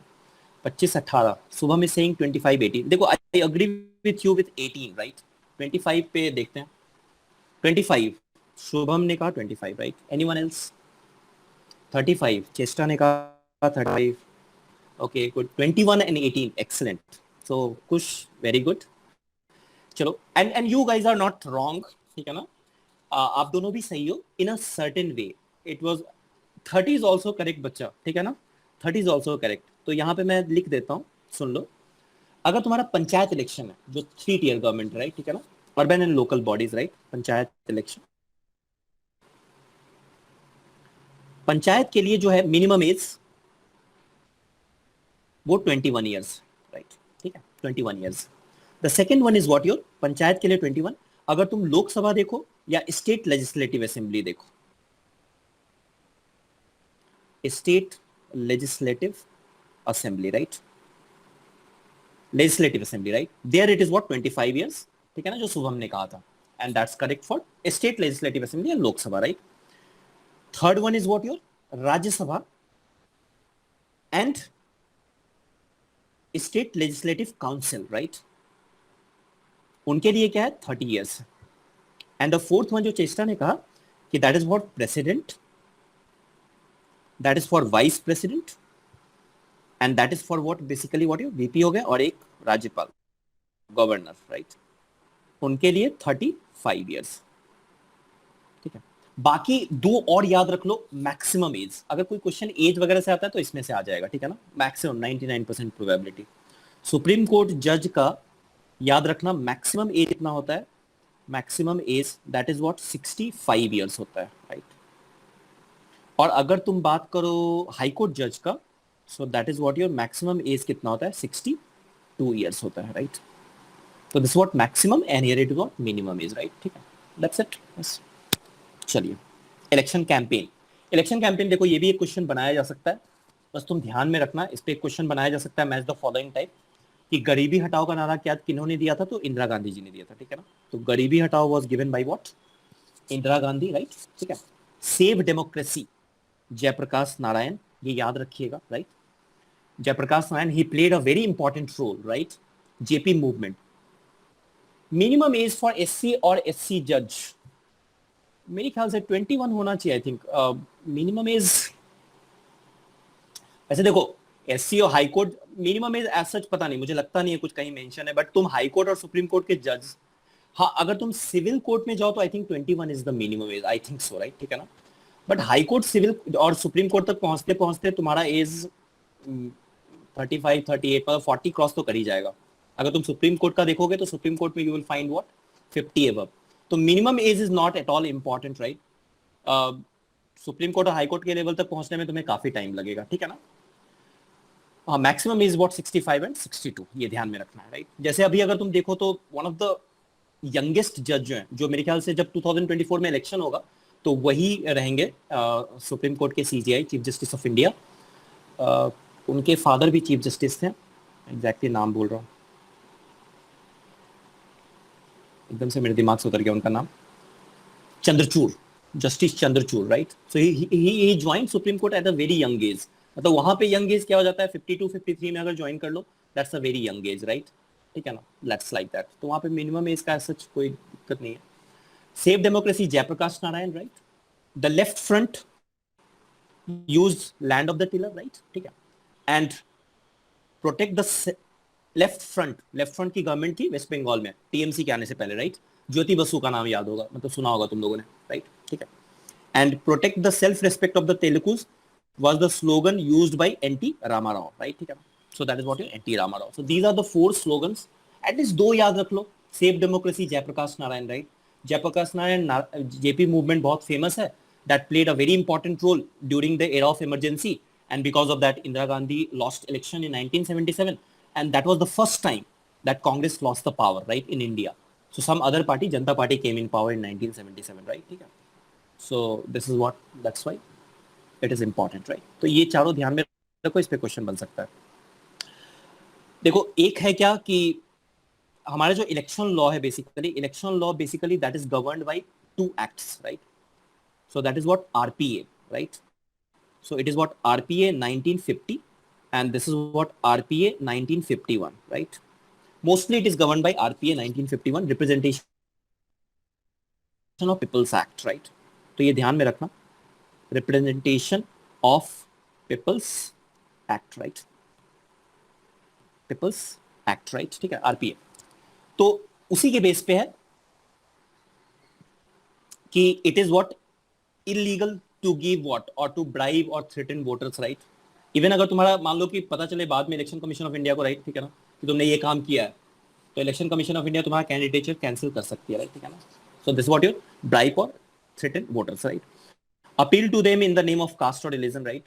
It's a mockery, right? We know what happens in our country, right? ठीक है ना। Second point तो मुझे वैसा ही लगता है कुछ। Use government resources for election campaign, right, ठीक है, नहीं कर सकते हो। और स्पेंड मोर देन, ये देखो एनसीईआरटी ने अपडेट नहीं किया है, इसलिए मुझे लगता नहीं इस पे क्वेश्चन आएगा, बट ये 25 लाख की जगह अब now it's what 70 lakh for Lok Sabha constituency. Lok Sabha के लिए ये 70 लाख हो गया है कॉन्स्टिट्यूएंसी।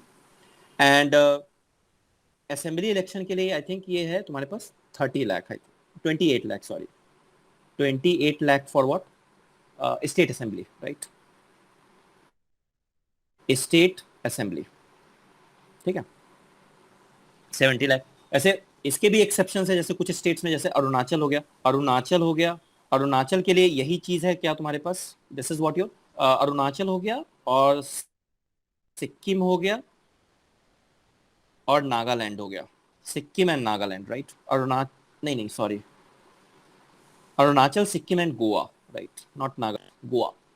इन तीनों स्टेट्स के लिए लोकसभा कॉन्स्टिट्यूएंसी के लिए तुम 54 लाख रुपए मैक्सिमम खर्च कर सकते हो, और स्टेट असेंबली के लिए 20 लाख खर्च कर सकते हो, right, and that's a joke again, right, ठीक है। नॉर्मल पंचायत का इलेक्शन लड़ना हो तो इससे ज्यादा खर्च करना पड़ जाता है, ठीक है, और 5 करोड़ रुपया तो मिनिमम है मुझे लगता है। ओपन प्लेटफॉर्म पे ऐसे नहीं बोलना चाहिए, right, because this video will go on YouTube also, but 70 lakh में क्या होगा, कुछ नहीं होगा, ठीक है। Anyway that's the rule law. चलो शुरू करते हैं। A set of guidelines called a model code of conduct. This was again last year question. Code of conduct is enforced during parliamentary election in India to avert corrupt practices. This is applied to model conduct, model code of conduct, right?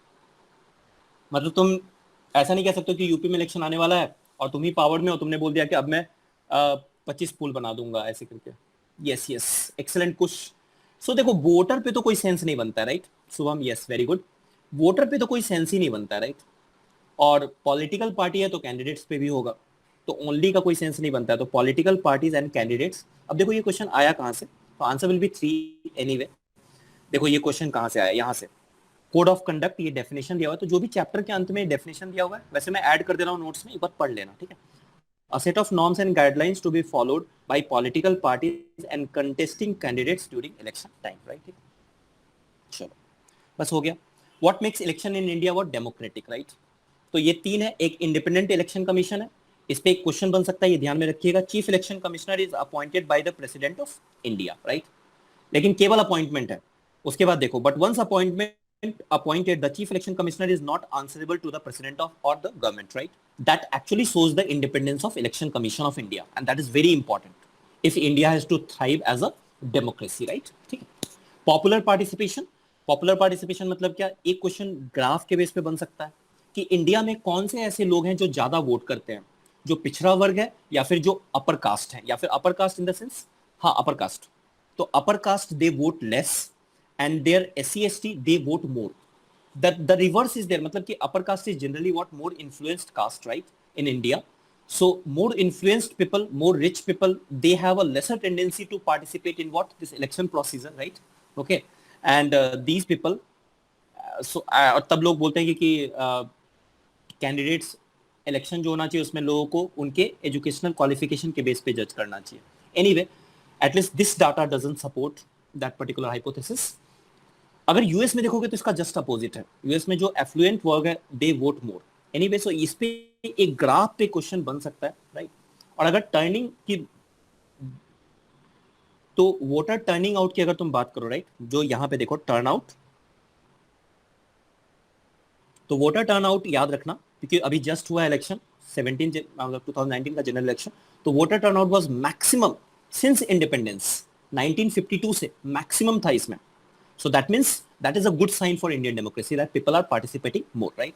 Maximum in 2019 general election. तो अभी तक जितने भी general election हुए थे, general election for Lok Sabha, right, उसमें सबसे ज्यादा जो वोटर टर्नआउट था that was what in 2019 general election, right. ठीक है, रिगिंग मतलब क्या होता है? रिगिंग मतलब समझते ही हो, मतलब कि malpractices you can say, right.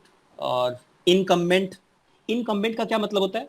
जो उस टाइम में होल्ड किए हुए ऑफिस को, राइट। ठीक है ना, तो that is what incumbent, the current holder of political office, right. ठीक है, बाकी और इंपॉर्टेंट नहीं, एग्जामिनेशन कॉन्स्टिट्यूएंसी सबसे पता नहीं क्या क्वेश्चन पूछेंगे, इससे कुछ क्वेश्चन बनता नहीं है।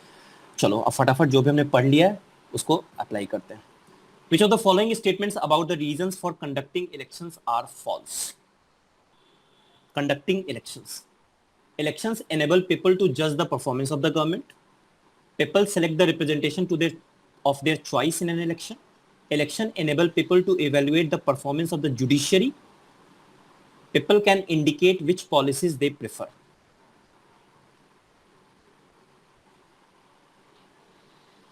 Judiciary, yes yes yes. अरे देखो, अगर इसमें ऑप्शन एलिमिनेट करके भी चलते हैं, इलेक्शंस इनेबल पीपल टू जज the performance of the government, ये तो सही है, दिस इज सही, ये तो करना ही है। People select the representative of their choice in election, right. People can indicate which policies they prefer, right. ठीक है ना, जिनका भी मतलब इलेक्शन मैनिफेस्टो होगा उसमें से देखेंगे कि कौन सा मैनिफेस्टो अच्छा, राइट, और उसके अकॉर्डिंग वो वोट करेंगे, राइट। जुडिशियरी का as such, so election enable people to vote, वैसे भी हमारी जुडिशियरी इलेक्टेड नहीं है, राइट। ठीक है ना, they are not elected, you can say they are what kind of selected, right. ठीक है, ऐसा तो नहीं है कि वोटिंग हम लोग वोट डालते हैं कि कौन चीफ जस्टिस ऑफ इंडिया बनेगा, राइट। ठीक है, हाँ, हमारे रिप्रेजेंटेटिव डिसाइड करते हैं, that's another matter, right. Which of these is not a good reason, not a good reason, ये सब वर्ड पे देखो। सो हमें सेइंग ए कुछ, not a good reason to say that Indian elections are democratic. India has the largest number of voters in the world. Yes, Hardik, you are right. Very good. Good. हाँ, ये this is not to say largest number of the voters in the world. Largest number of the voters और कोई vote नहीं कर रहा है, कहेगा democracy पे, राइट। ठीक है, Indians, sorry, India's election commission is very powerful. Yes, it is very powerful. Indeed, one of the most powerful election commission in the world, right? In India, everyone above the age of 18 has a right to vote. That we know, right? In India, the losing party accept the electoral verdict, right? Yes, that is also true. The answer will be what? A, right? Sure. It is necessary to keep voters list up to date because 1, 2, 3, 4. There is a fair representation of all sections of society. Everyone has equal opportunity to elect. All candidates must have a fair. Some people may have moved away from the area where they voted last. दिख रहा है तुम लोग को? नहीं दिख रहा है तो मैं थोड़ा बड़ा करूं। फर्स्ट का 4 हो जाएगा, राइट। ठीक है, थोड़ा बड़ा करता हूं तुम लोग के लिए। फर्स्ट का 4 हो जाएगा, yes, it will be 4, right. ठीक है, ए का 4। Some constituencies are reserve for SC and ST so that first, yes, that will be first, yes yes yes. ठीक है ना, तो सम कॉन्स्टिट्यूएंसीज, ताकि fair representation of all section of our society हो जाए, राइट। Everyone has one and only one vote, so that everyone has what equal opportunity to elect their representative, yes, इसका second हो जाएगा। तो बाकी जो बचा वो थर्ड ही होना चाहिए, मतलब।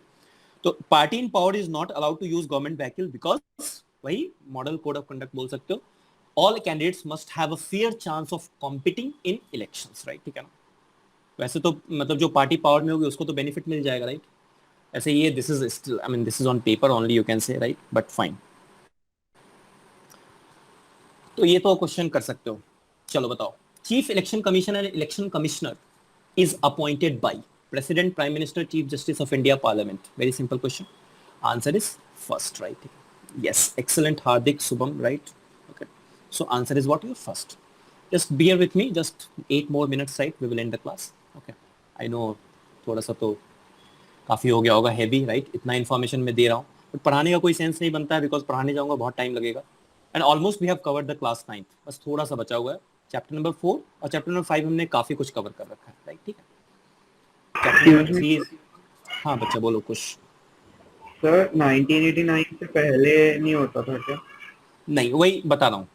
1989 के पहले एक ही इलेक्शन कमिश्नर थे, right, only one election commissioner. 1990 से 1993 अगेन वन ही इलेक्शन कमिश्नर थे, और 1993 से टिल डेट हमारे पास 3 इलेक्शन कमिश्नर है। उसमें से 2 इलेक्शन कमिश्नर है और एक चीफ इलेक्शन कमिश्नर है। जैसे टीएन सेशन का नाम सुना होगा, chief election commissioner.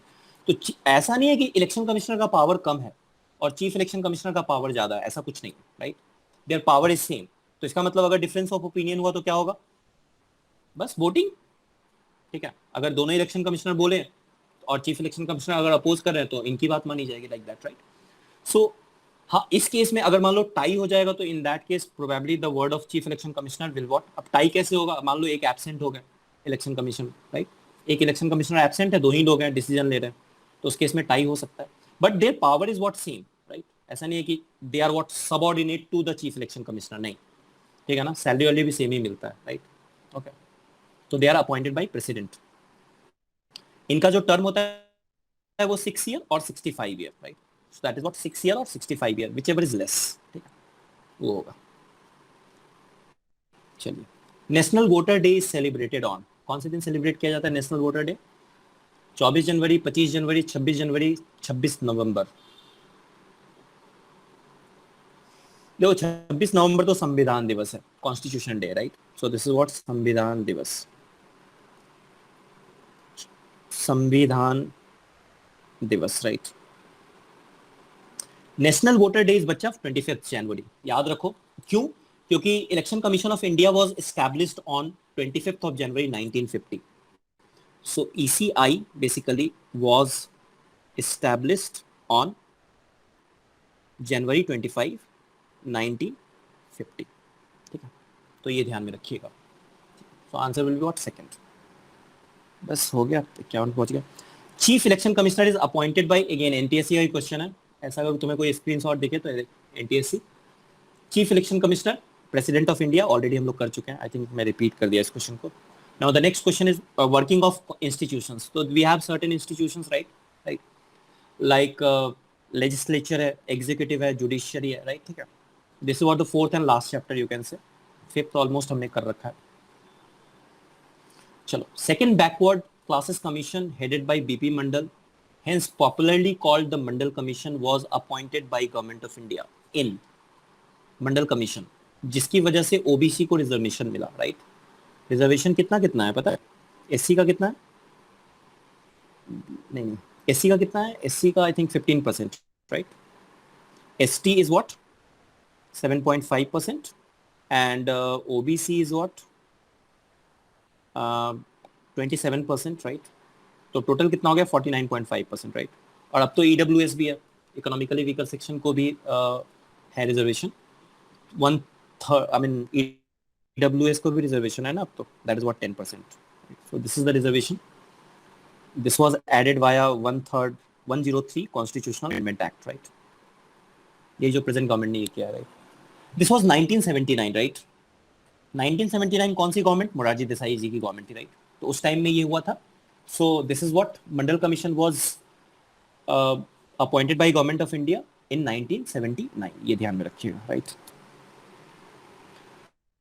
So Mandal Commission, the socially and educationally backward classes commission, was established in India on 1979 by Janata Party government under Prime Minister Morarji Desai, right? इन्होंने जो report submit किया था 1980 में, right? लेकिन जो report का formulation हुआ है वो 1990s में जाके हुआ, 1989 में, एक तरह से मतलब 89 में जब बीपी सिंह की गवर्नमेंट बनी है, राइट? ठीक है, तो 90s में उन्होंने दिया है। इनफैक्ट आज की डेट, आज कौन सा डेट है? What is the date today? आज कौन सा डेट है? 13th August.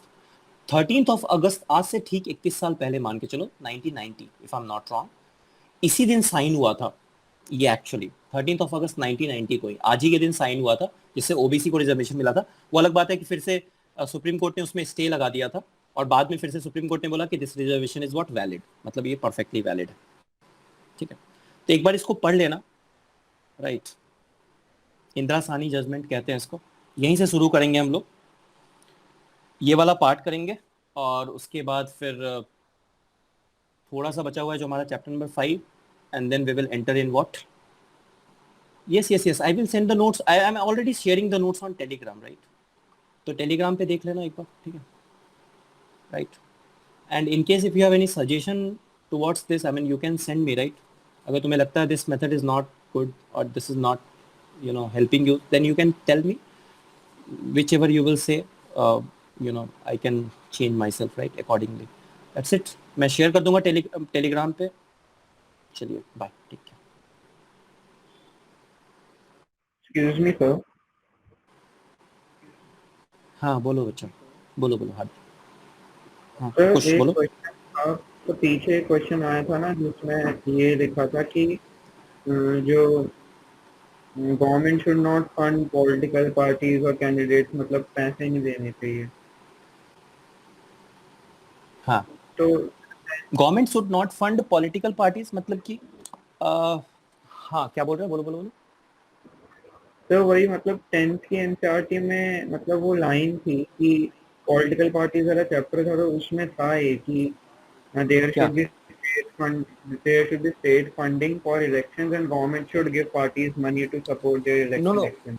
No, it's actually basically what, ये जो है तुम्हारा, ये जो है, ये प्रपोजल है, right?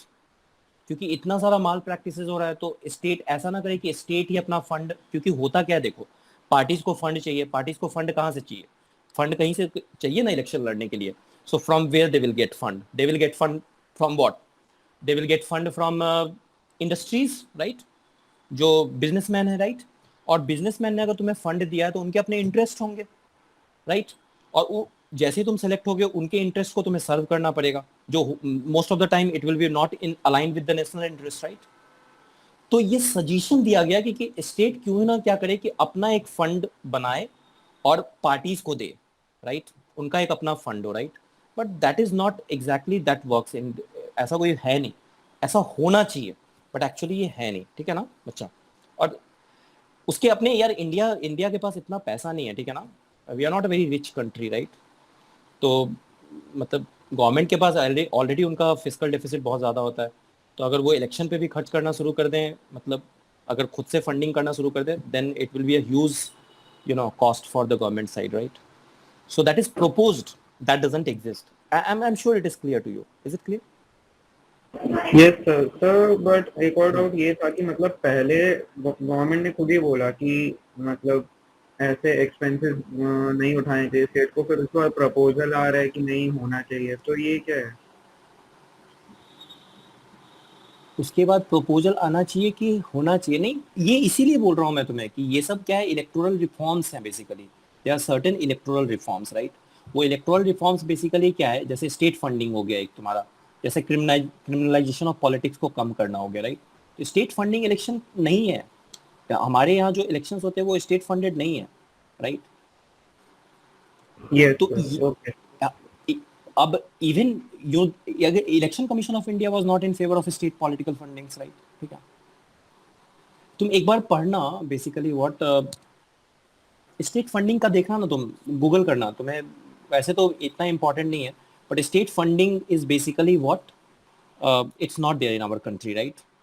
And the reason is what, probably our state is not that rich, or probably मतलब पता नहीं उसका इम्प्लीमेंटेशन भी कैसे करेंगे, राइट? ओके, यस सर, किस वो तो समझा। किस बे किस बेस पे करेंगे? मतलब नए पार्टी को तुम कैसे दोगे? अगर स्टेट फंडिंग भी दोगे मान लो, तो तुम कैसे दोगे? मान लो बीजेपी को ज्यादा पैसा, किस बेस पे ज्यादा पैसा दोगे, राइट? नहीं, कांग्रेस को कम पैसा दोगे, आपको बहुत कम दोगे क्योंकि वो दिल्ली में है। और मान लो कोई अगर नई पार्टी आ जाए, उसको किस बेस पे पैसा दोगे? क्योंकि उसने तो कोई परफॉर्म ही नहीं किया है। और डेमोक्रेसी में अगर तुम देखो तो एक नई पार्टी का अंदर आना बहुत इंपॉर्टेंट है। समझ रहे हो क्या बोल रहा हूँ मैं?